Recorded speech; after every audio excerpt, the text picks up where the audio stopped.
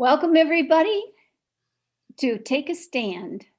This is a wonderful interview we're having today. You are listening to the new WCEG Network on WCEGTalkRadio.com. You can watch us live on your smart TV, YouTube, or WCEG Network. I'm Reverend Diane Dougherty, your show host, and I'll be with you for the next hour. We are a worldwide community empowerment group where we speak life to the community. You can like us on Facebook. That would be great. Follow us on Twitter and on Instagram at WCEG_talk_radio and at WCEG Network. Last but not least, this is a disclaimer. The topics and opinions of those on this show, our hosts and guests, are not those of WCEG Network. Thank you for your continued support. We have a wonderful part 2 program today with Donna Stevens, and coming on will be Gina Billingsworth. Donna is the initiator of wonderful opportunity for everyone to come to understand what the implications of the Chattahoochee Bricks Company were in Atlanta, and she is also promoting reparations. Gina Billingsworth is coming on. She's a native Atlantan. She's a long-term member of Grove Park. There she is. And a member of the descendants of the Chattahoochee Brick Company. In other words, some of her relatives worked at the Brick Company. So it'll be interesting to talk with her. She's interested in all things community, racial and social justice. So welcome to both of you. Just as a recap of the last April 5th session, I wanted to just inform the viewers who might not have listened that the Chattahoochee Brick Company is on Bolton Road. It is now closed, but in the 1800s, it was opened up by James English, who was the first mayor of Atlanta, and 2 of his comrades. But not only did he own the Brick Company, but they also, this group, had tentacles to many different organizations. They went up as far as gathering iron and coal in Rome, Georgia. They had a they had the railway, the factories, farms, plantations, mines, all of which produced profits for themselves, in which those profits seeded other projects, such as the streetcar company in Atlanta, which became what we know today as Georgia Power. They also had 2 banks. One was the Fourth National Bank, which is now SunTrust and Truist, and the First National Bank, which is now Wachovia and Wells Fargo. So when we're talking about the Chattahoochee Brick Company and all of the input that James English put into this as an entrepreneur and a well-loved and well-admired person in Georgia, what we're talking about is how he made that money. Coke was another output of all of those early funds. They used what is called convict leasing to create exorbitant profits, and they built their entrepreneurial initiatives on the backs of slaves, convict leasing. They also took over the judicial branches of the government as they were being as they were being designed, and that architecture created laws that would capture former slaves and incarcerate them.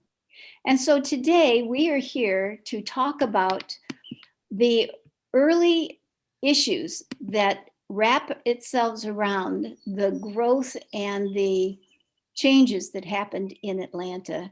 So Donna, thank you so much for coming once again. It's a pleasure to be here. Yes, I know you're very, very busy, and so I'm extremely honored that you chose us. Because I think what you have to say is something that is very important for the people of Atlanta and the listeners today. We stand on the shoulders of these ancestors, and I think that what you are bringing to light is so important. So thank you again. Well, thank you. That was my synopsis. What do you have to say? Oh, well, the momentum is just amazing at this point. It seems like everybody's talking about Chattahoochee brick or some form of social justice, as you mentioned earlier. The law of attraction is very strong right now. The outcome of the sacred ceremony has been tremendous. I've spoken to people in Alabama about it. It was a tidal wave. Even people who weren't there know about it, and they have pictures or they're asking me questions. Or social media is a wonderful vehicle. Journalism is good, but that social media element to journalism is, worldwide.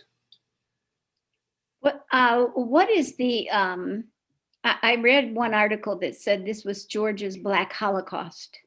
Mm-hmm. Explain to the listeners why that's a good term for this entire initiative. Why is this considered a Holocaust? Well, so many there are those people who oppose that term, and it's been called the Black Auschwitz and things of that nature. But fundamentally, it was gathering up a group of specified people and taking them to a specified place to work and eventually, die at the hands of the ruling class. And the similarities and the comparing the two, if you just look at those basic guidelines, it is a Holocaust. But some people say the entire existence of African American people in America has been a Holocaust, and they're Black Holocaust museums here in Atlanta. So that it rings true. It rings true because you had people who were picked up because they were Black and subjected to horrendous treatment, and they ended up giving their lives for that. Talk about the graves or the burial of bodies for people that don't know, the Chattahoochee Brick Company is 75 acres on Bolton Road, and everything has been leveled. Mm-hmm. So how do they know there are graves there? Well, Douglas Blackman's book, Slavery by Another Name, and other scholars and historians have pinpointed it that there are graves there, that people died there and they were buried there. Also, the element of which is the Holocaust. Another detail of the Holocaust: people's bodies were literally thrown into the kilns for the making of the bricks. Sometimes it's not even a proper burial. So there are ashes on that land. There's the speculation that bodies were thrown into Proctor Creek as a result of death, after they died. So they're, the question as to whether they're there or not is, for me personally, it's not a if or, it is definitely the case. Also, some of the Lincoln Terminal and Norfolk Southern said they did studies and that they didn't find any human remains. But if we know anything about gravity, we know that if you were buried 6 feet under, and it was over 100 years ago, the bodies would have shifted. They would have fallen deeper than 6 feet. So and those rays don't go beyond that scope. And the bodies were not properly buried. So there was no embalming, there were no caskets, there were no vaults. So the remains probably, just disappeared. Just as a point of history, I just looked this up. James English was mayor in 1881, from 1881 to 1883. Mm-hmm. And that's where this movement toward convict leasing started. Right. They said the convict leasing carried itself all throughout the South for 20 years. Now the Holocaust. Yes. The Holocaust was what, 5 to 8 years? 8 years total. I'm not sure about. It wasn't as long as convict leasing. It was not. And I have here this little piece of paper. From the list of names. Spring. This is the spring of 1900. It is 6 pages, 5 of which are back to back. 185 people. 151 were Black, which is 82% of the people that came there in the spring. Right. 34 were white. The youngest was 15 years old, and the oldest was surprisingly 71, I believe. 56. Oh, okay. This wasn't, but they came all through the South. There's no one from the North. No. So I have that piece of paper and I say their names. Just to help me come to terms that these are real people and they were treated as a commodity. Yes. Which hurts my heart. Until you humanize, people, as long as you're not humanizing people seem to be okay with it. But yes. Once you start the names and the faces and the stories, then that's when they stop and pause and think about,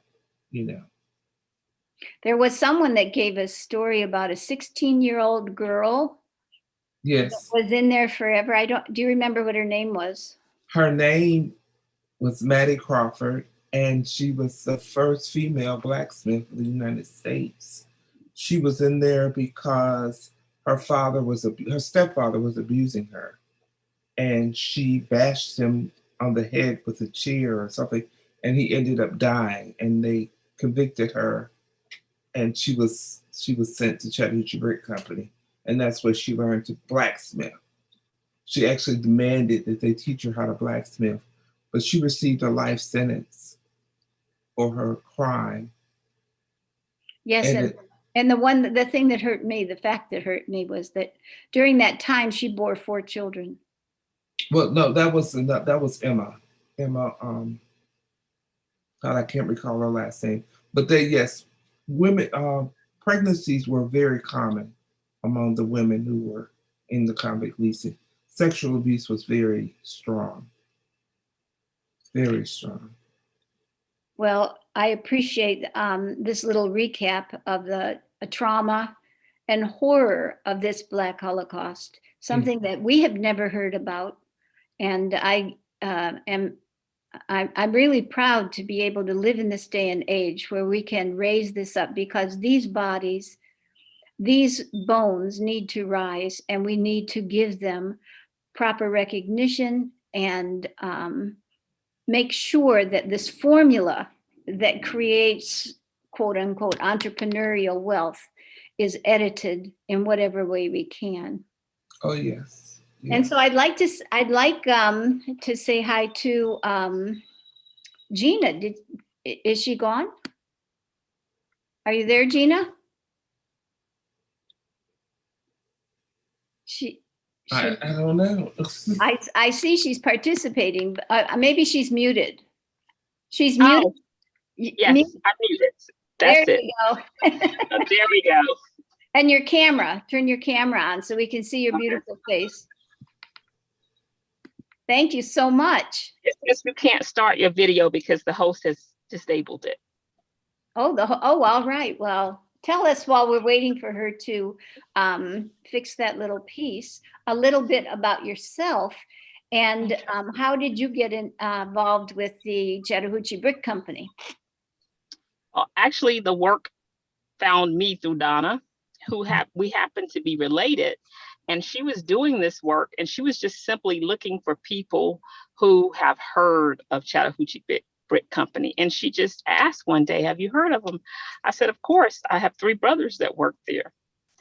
And I had also heard of the book Slavery by Another Name. So I went back and revisited it. And I was like, it became so real for me because my brothers worked there for pay.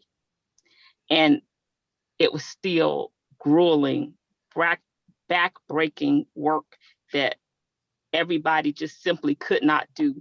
Most of the guys that were doing it, even for pay, lasted a year or 2, and it would break down their health and they would leave. So I just saw it through a totally different lens when I realized, hey, this is the same place. Wow. And what years did they work there? It was, and I asked them again, because one of my brothers is deceased, but the other 2, they told me, I said 80s, it's 80s or 90s, late 80s or early 90s. Because one of my brothers who's deceased was working there when they left Atlanta. And I'm not comfortable with the word closed. They no longer operate in Atlanta, but they had a parent company called General Shell that's still operating, I do believe, in some states. Oh.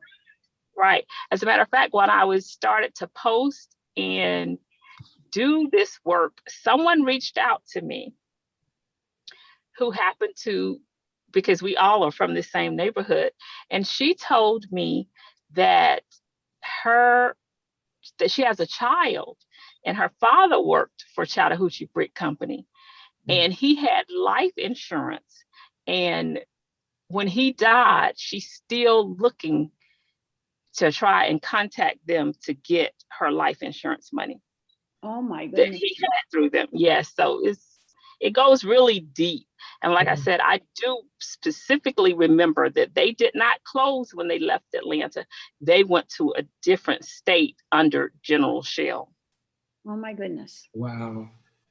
That's interesting. The speed and the intelligence of these companies just boggles my mind because they know how to manipulate the system to make sure that we don't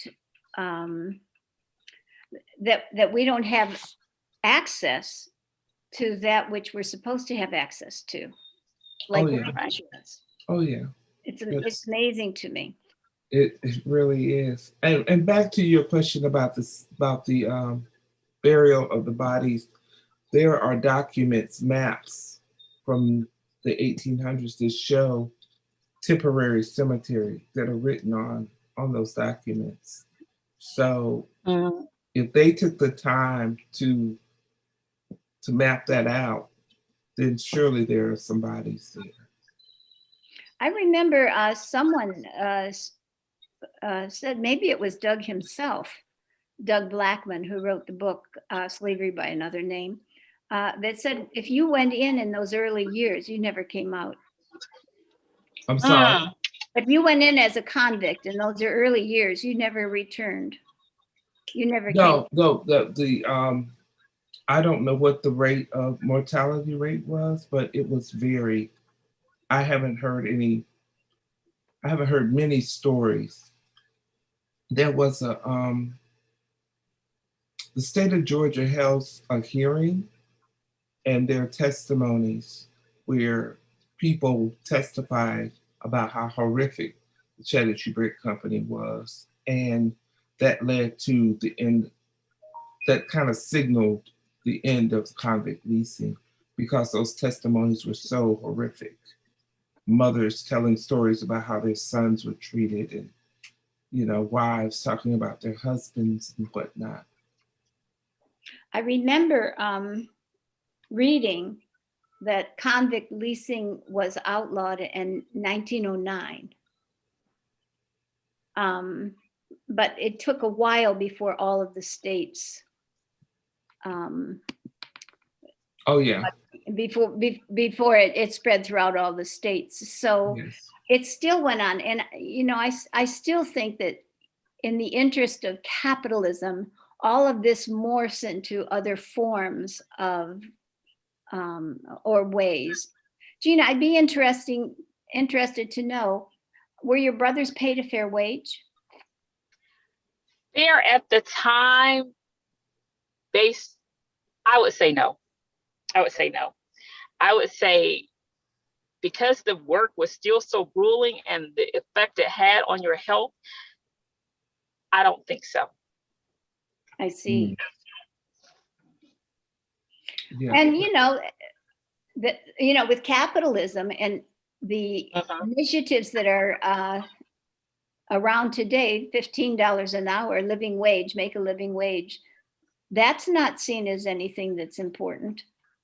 No. And the reason is they need, these companies need a low wage and free workforce.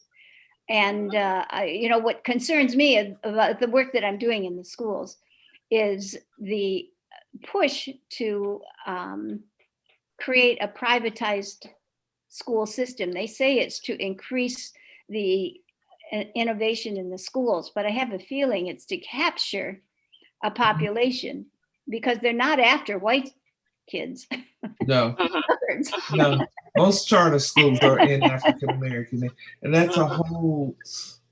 That's I had a discussion yesterday with about incarceration and convict leasing. For me, it's just that they use a different term now, and it's privatized prisons. You have prison inmates currently working jobs in prisons for corporations like Victoria's Secrets and Apple Computer and all these places, and you have them fighting fires in California. But when they're released, they can't work for any of those companies because they have a criminal record. So for me, that, to ask somebody who's in the FEMA cases with Katrina, I mean, there are so many ways that we exploit inmates. And I can't imagine, someone, you're living in a 6x8 cell, and then somebody comes by and says, oh, by the way, you can help put out this huge fire in California, and risk your life for that. I just can't imagine somebody doing that. Or you can sit here and you can assemble this iPhone, but you could never work for Verizon. What's so interesting to me was the peach. Do you remember when all the peaches were rotting in the shells because they put on the trees because they changed the immigration laws in Georgia? Right. I remember that. There was $1 billion industry loss, but they went to the prisons and said, you can get out and pick those peaches. Right. One of them and do it. That's too hard work. Well, it is hard work, It is, and they're heavy. Most of the things that people take for granted, I think, are supplied to us by low-wage earners. But people don't want to think about that when they're grocery shopping or grabbing a meal in the drive-through or all those types of things. Nobody wants to think about people that you don't pay benefits to. And that I keep thinking of all of the kids going into the Army and the statistic that says None of the senators' children serve in the military anymore. Yeah, Why? because Biden- it's a very low paying job for, and then just think about how many soldiers are committing, they say it's 1 in every 22 minutes commit suicide. Yes. The PTSD and all those other things that come along with it are unfathomable. Well, we're talking about something that is very important to me, and that's the formula, because all of this is a formula for it's capitalism that's unregulated, and it creates a formula for making money at the expense of the poor, making people poor. Right. If you change the formula, Oh yeah. and then they say, well, if you change the formula, that's socialism. But to me, is it not humanism? Is it not socialism when $1.9 billion is given to the 1% to buoy up their corporations, and then they put it all in shell holdings? That doesn't make any sense to me. No, and the fact that I mean, let's go back to just convict leasing for a moment. When African Americans were enslaved, they had slave codes that had to be followed, or you were subjected to punishment. Once the Emancipation Proclamation was issued, they changed the slave codes to black codes, which in essence made it illegal to loiter, vagrancy, all types of just trivial things, jaywalking. And who made those laws?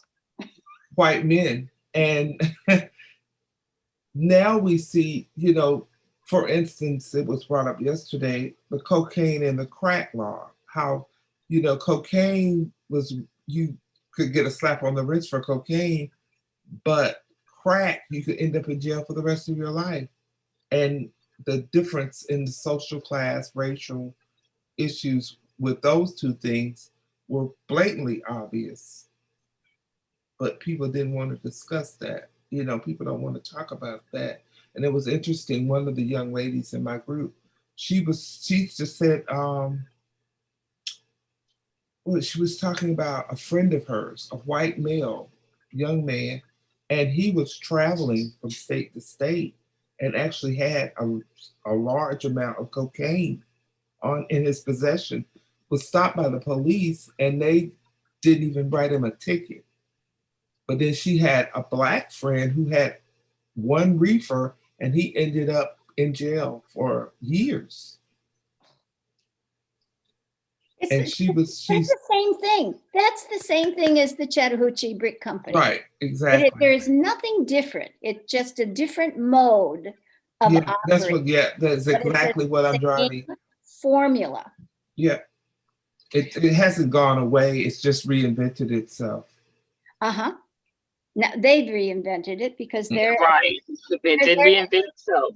They're in power. So we have a comment from Facebook. It says some states, for instance, Georgia and Alabama, had convict leasing as a part of their state income budget. No kidding. Yes, they did. It was I forget, it was over the majority of the state's income came from convict leasing. And it said African-American men and women could get 10 years sentence for jaywalking. Correct. Oh, it just the black codes were ridiculous. I remember in college, a professor telling us that it was against the law for a certain number of black men to stand on the corner in downtown Atlanta at one time. So if you you couldn't just stand around like that. You couldn't. Poor people. And we stood by and we didn't even know about it because we live in our little silo. Well, I always remind people that American history stops at the Civil War and then picks up again the Civil Rights Movement. And you have this huge void in the history books when it comes to all manner of American history, the good, the ugly, and the bad. Oh, that's true. That's true. So Oh, boy. Well, getting back to this formula, I wanted to ask Gina to talk about Grove Park and you to talk about English Avenue in terms of morphing this formula, making people poor so that property can be accessed for the next Right. generation. So Gina, tell us a little bit about Grove Park. And what Okay, that great. Grove Park, if you remember, oh, you probably don't remember, but one time when they had the big uprising in Forsyth County Forsyth County, yes, because no Black people lived there, and Oprah went to Forsyth. Oh. She did.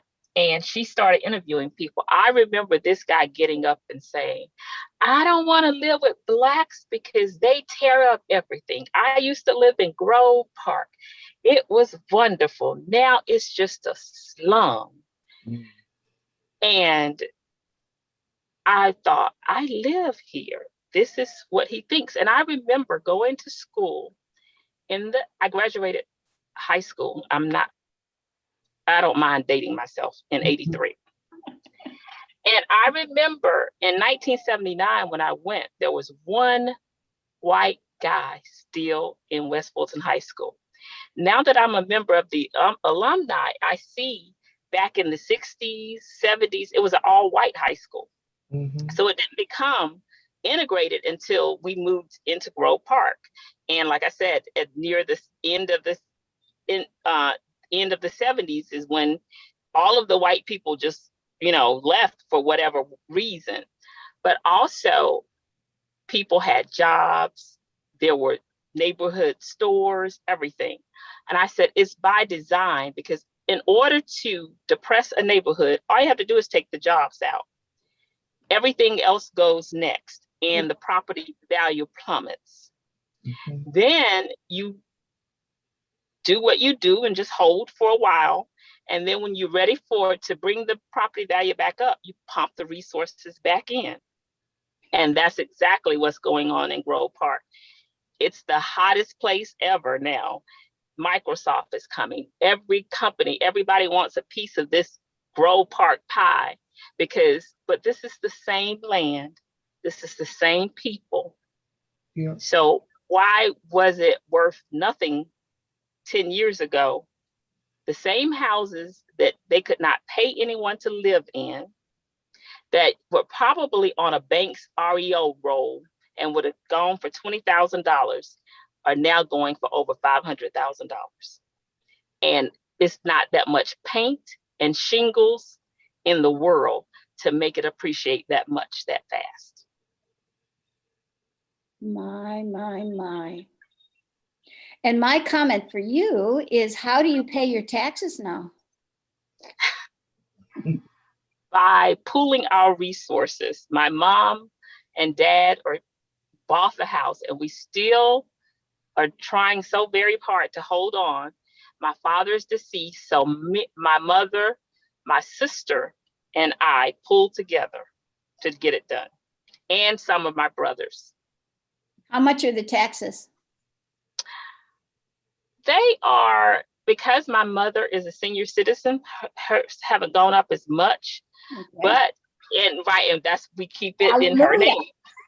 Yes, but they still have increased anywhere from 3 to 4 times in the last 5-10 years. Here in Decatur, $8,000. What? Taxes. Oh gosh. 8,000. Wow. Gosh. I mean, like. and like you'll see this tiny little house, like a 2-bedroom flat ranch, and then right next to it, as long as they keep the porch, they build this monstrosity and sell it for $926,000. And someone buys it. And real estate is based on comps. So that means everybody's house value goes up. Yeah, right. Exactly.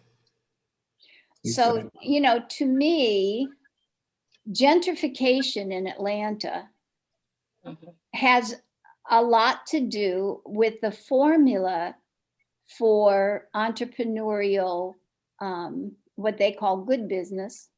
But when you make people poor by doing quote unquote good business, what are you actually doing?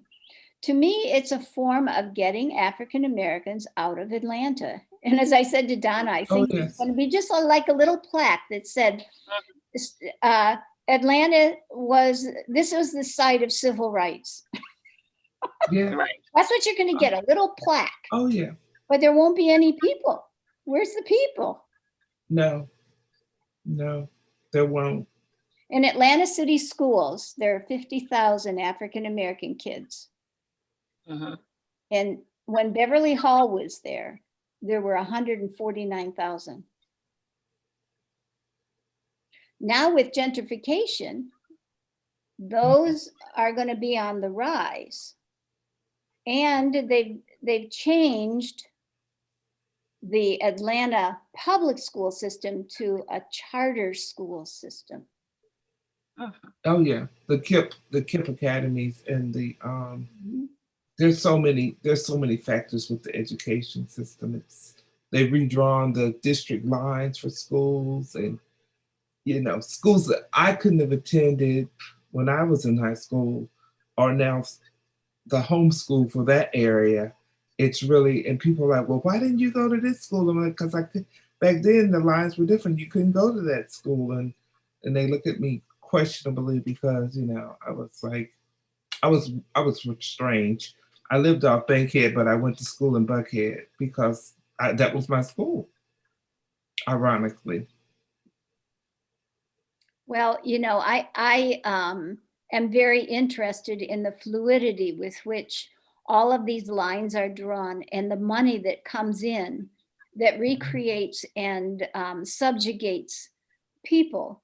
And I look at the single parents, like for the most part, of the 50,000 African American kids in Atlanta public schools, they come from single parent families, and they're fifth generation poor. Yep. So how are they going to be able to afford anything in Atlanta? Well, there's a statistic that says if you're born poor, there's only a 4% chance that you will rise above poor. 4% chance in America. Oh, that makes me sick. Very, very sick.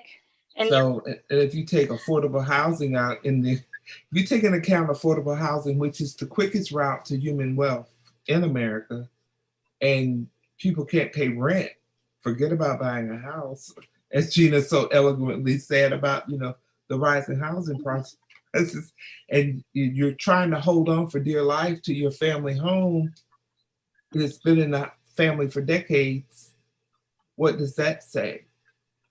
I mean, if someone had I knew gentrification was coming, but if someone had told me 10 years ago that houses would be selling for $500,000 in Grove Park, I would have thought they were crazy.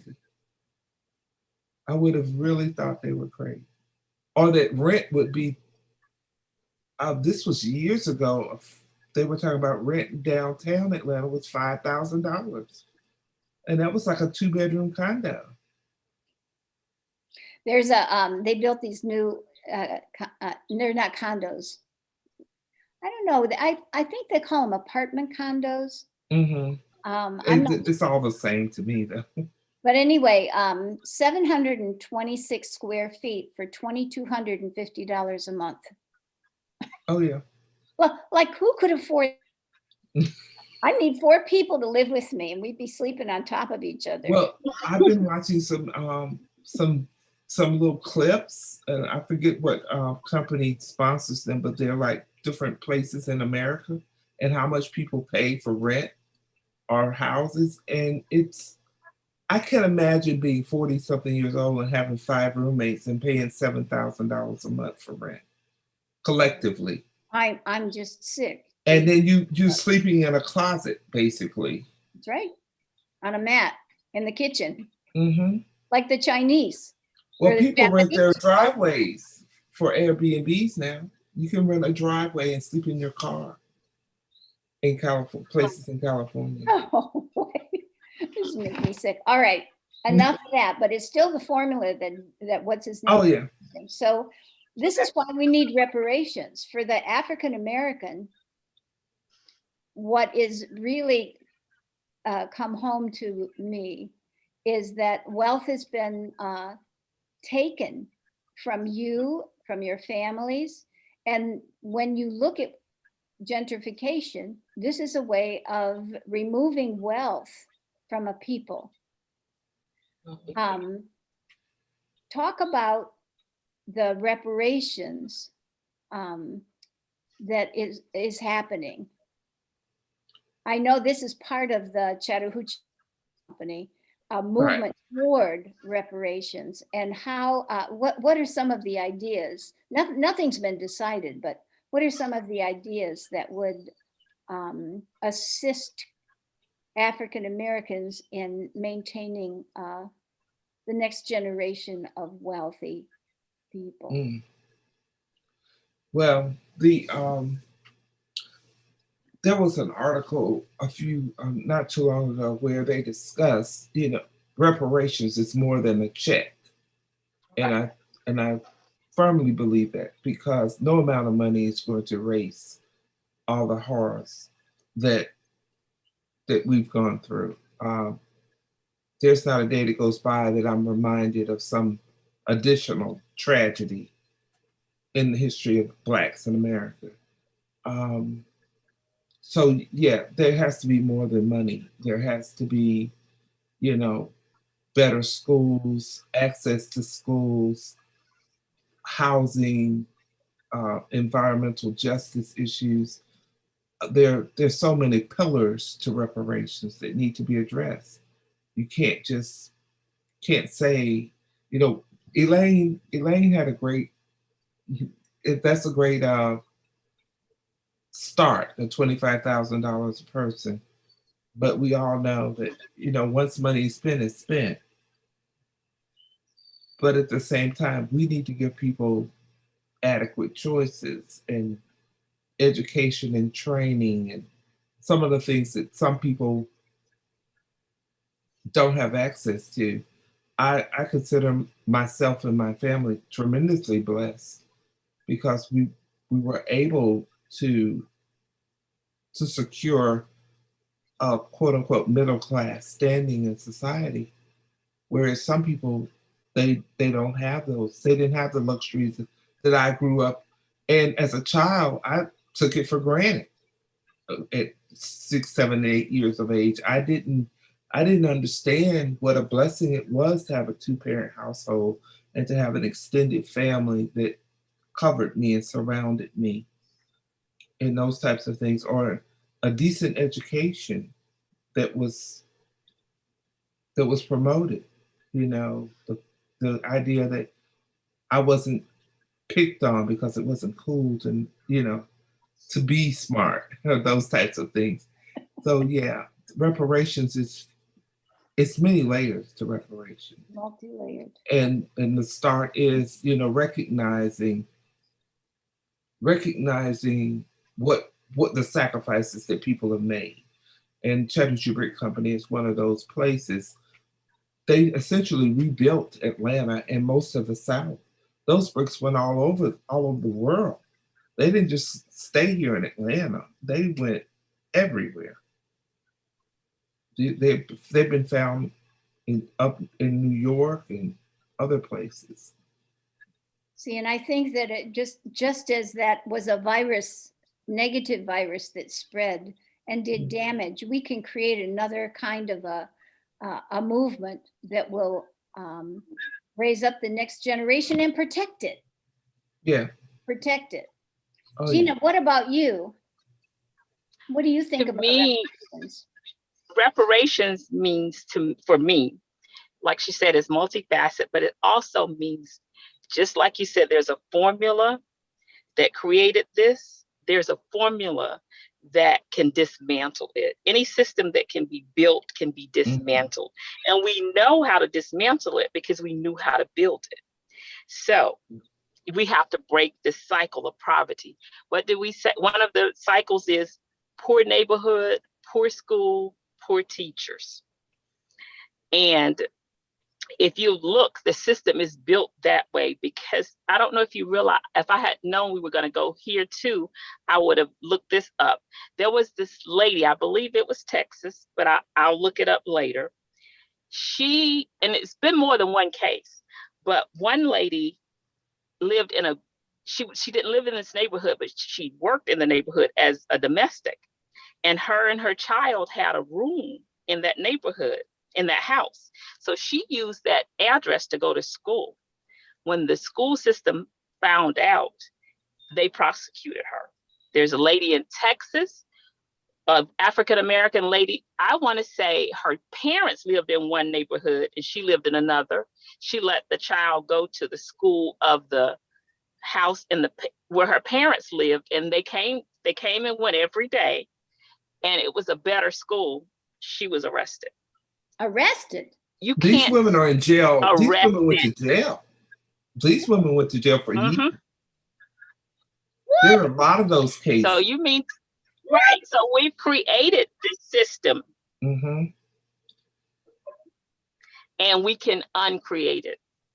And one of the ways of reparations is not cutting everybody a check, but spending some money to dismantle this system. Yeah, and another thing is, I think that there should create a system where people are localized. You don't have to be migrant. Like I remember every single place I taught here in Georgia, use that as an example. I could not live in those areas because they were too expensive. I was not making enough money. So I had to live 2 or 3 cities away. Same thing. That's true. Same thing. That's true. All teachers are like, you don't live in the neighborhood because you can't afford it. Oh yeah. And there's so many factors in that, because I can remember when I worked for Fulton County school systems, and they had this program not only for the kids to be bused in and out, but for the teachers. So the North County, Alpharetta, places like that would send teachers to South County, where I worked, College Park. And they would send South County teachers to North County. Now, Fulton County is the largest county in the state, and it's like only a few miles from the Tennessee border and only a few miles from the Alabama border. And it's just ridiculous how that is. Can you imagine being a teacher in either side of that county and driving back and forth every day? And there's this belief that, and I've heard it many times from many people, that the mediocre white teachers end up in the Black schools, and the most excellent Black teachers end up in the white schools. And some educators and citizens have a problem with that. And we all should have a problem with that, because, and I've seen where some teachers don't get lauded. And I had a friend, we graduated from Georgia State at the same time. Her dream was always to be an English literature teacher. Her classes excelled, standardized tests, everything, but she was never given her proper praise from the administration at the school. It was the teacher, and this was a Black on Black thing, but the teacher who got the most praise was somebody who knew somebody who knew somebody. So as long as you have those politics going on in the school system,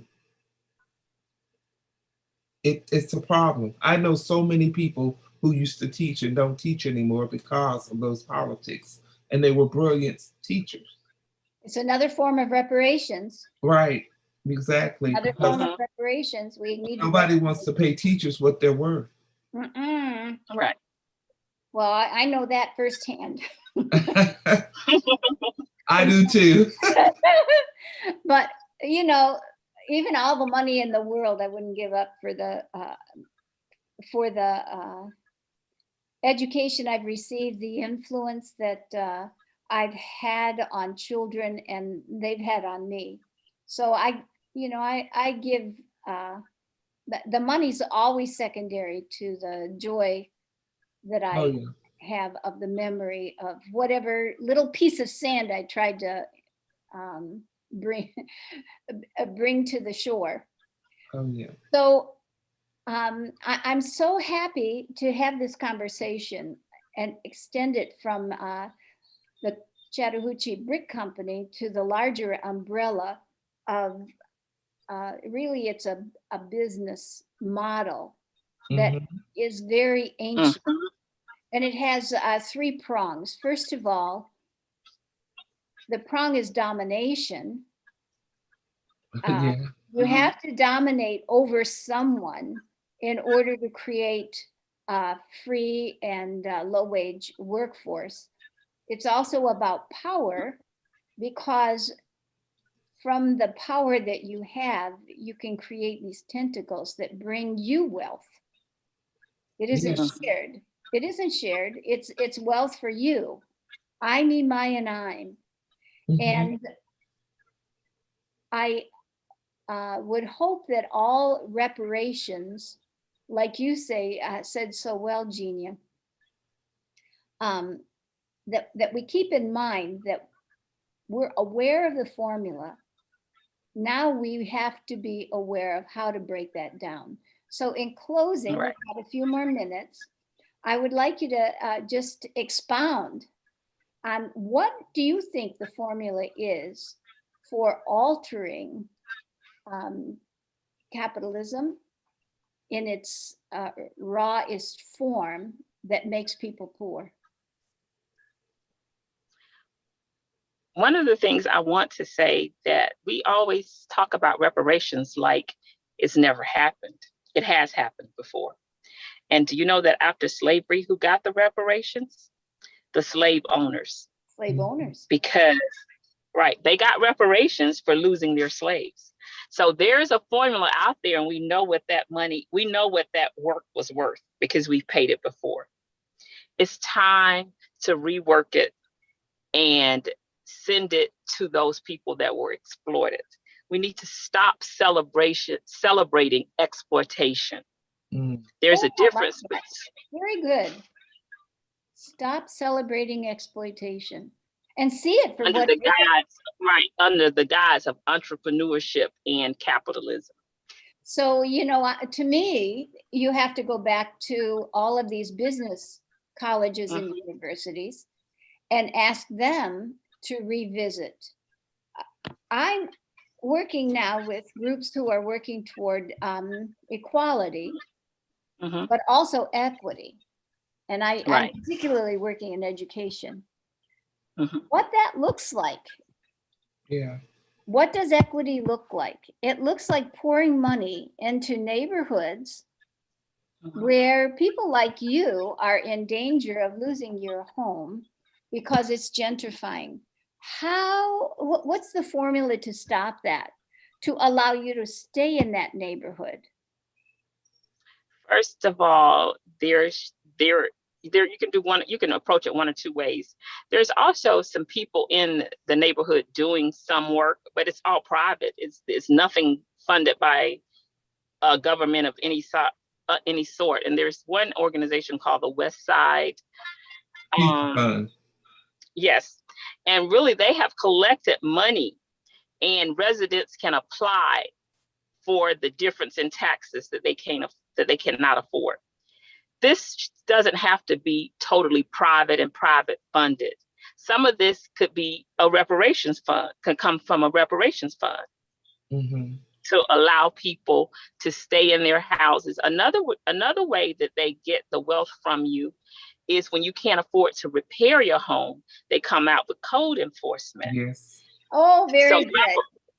Yeah. So reparations should help with bringing houses up to code if it's already yours. As a matter of fact, if you're poor, you're more at risk of losing your home once you've paid for it, because if you've got a mortgage, you can sometimes pay the taxes a little at a time with your mortgage.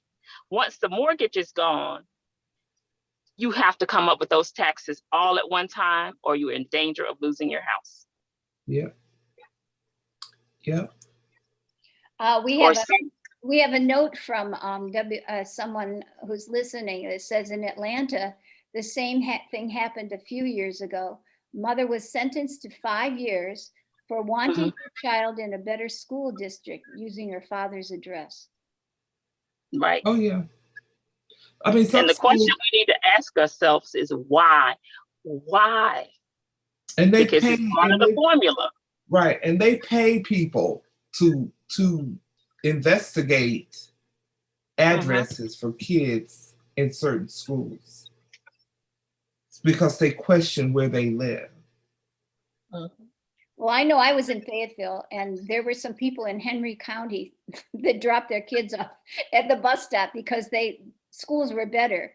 Right. Oh, yeah. And so, you know, I don't agree with that either, because they're not paying taxes anymore. But there is an option if you want your child in the school and you've been in the school, pay the tuition. Well, ironically, and when I was in high school, we had, I think there were 2 people in my graduating class, and they were white females, ironically again, but they paid tuition to attend public school because they didn't have an Atlanta address, and it was thousands of dollars a year. And we were in disbelief as kids, you know, high school kids, like, why would your parents do that? Like, why can't you just use somebody's address? I remember people discussing that, like, you can have my address, you can live with me. Which is what people going to Drew School do. They buy an apartment next to the. Right. Mm-hmm. Yeah, I've heard that too. Well, it's true. That's true. And they're lawyers and doctors and. There are people who can afford that. That's right. There are people who can afford it, and that's why Drew School. There was supposed to be first choice people that lived in the housing areas around Drew and Eastlake. They were going to get first bids to come to the Drew School. By the time it was built, there was only 1 person in 10 that could afford to live in that area. So there you go. Right. Exactly. Poor neighborhood, poor school. Well, yeah. Then when you change the neighborhood, then you uplift the school, but you run the poor people out. Right. Or you close the school and then the neighborhood falls apart. Like in my neighborhood. They closed my elementary school when I was in elementary school. All over the United States. And what we're working on for the Georgia Coalition for Public Education is community schools, where the school stays open and it becomes the heart and center of the area. And that is the priority, with wraparound services all around it. And stabilizing people, stabilizing these neighborhoods. And so someone says, why can't we have better schools in all districts? Talk about capitalism, because you know, people want quote unquote private education with public money. And if you're going to have anything that's private, they say that's better. But I think we need to publicize public education and how good it is. I think the best years of my life of teaching were in the public school. I couldn't believe all the benefits I had as a teacher. When I was in the Catholic school, we ate lunch with the kids. Sometimes we had to do all the gym, the art, and everything. We never got a break.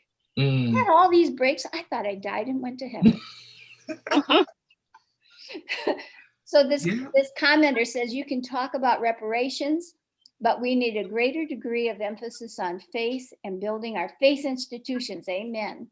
Because they're the rock on which we strengthen families and the work ethic, so that our schools can provide education needed to not only prepare for tomorrow, but create tomorrow. Well said, whoever's writing this, which in turn will create economic and social fabric of our communities.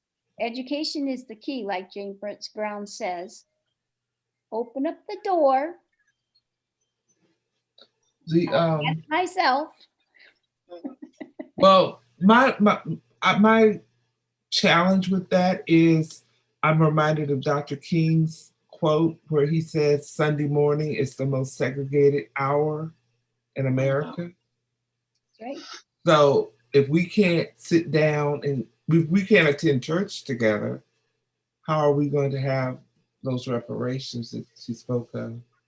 Well, look at You know, the school is different. You end up in, there's a law that says you have to sit beside me in class, and you have to ride the bus with me, and you have to.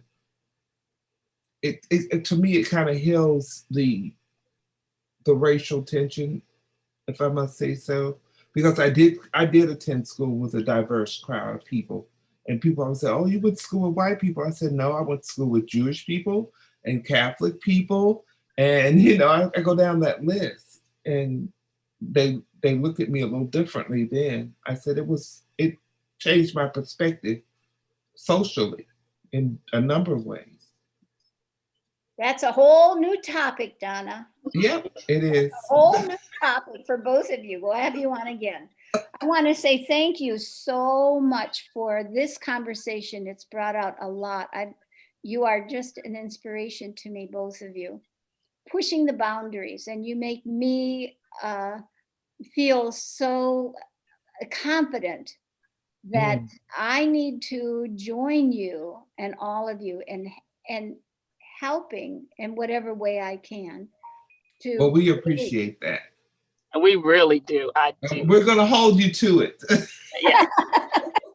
We got our numbers. Yes, I do.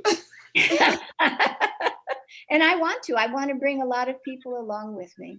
So we thank you so much for coming. And this is the end of our wonderful Take a Stand. We've been listening to Donna Stevens and Gina Billingsley. We've been talking about the Chattahoochee Brick Company and the formulas that create wealth at the expense of the poor. Thank you all so much. And God bless you. Thank you. Goodbye, y'all. Thank you. Bye-bye. Bye-bye.